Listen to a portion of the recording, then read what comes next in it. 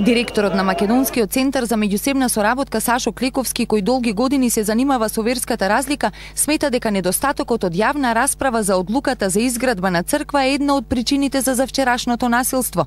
Кога ќе потврлат институциите, граѓаните решението го бараат надвор од нив, вели Клековски. Според него, иако сега се чини дека решението е невозможно, сепак до него може лесно да се дојде. Иначе секој што нема институционални форми за диалог се случуваат во институционални форми. Мислам дека многу подобро да има организирана од општината и градот јавна расправа, каде што сите ќе се сослушаме кои се потребите на црквата, кои се потребите на граѓаните, кои се потребите на атеистите.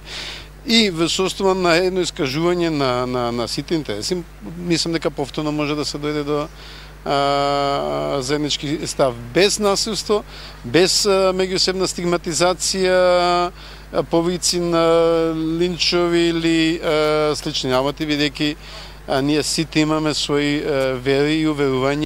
Извиците шиптари не треба да не чудат, вели Клековски. Потсетува дека на трибините при спортските надпревари од страна на навивачите, ваквите извици може често да се слушнат. Според него, ова е само уште еден сигнал дека Македонија треба сериозно да работи против сите облици на дискриминација. Сега денес ми изненадени, пошто веројатно беше не беше на стадион, туку беше на площадот. Викано и тоа е пропуст на целото општество, вклучувајќи го на мојот сектор, на граѓанскиот, да не биде само посипување, да не биде посипување со пепел, обвинување на сметка на државата. Значи, ние гледавме преноси од како нашата ракометна репрезентација игра ракомет на светското првенство, каде што се слушаат такви повици и никој не реагираше.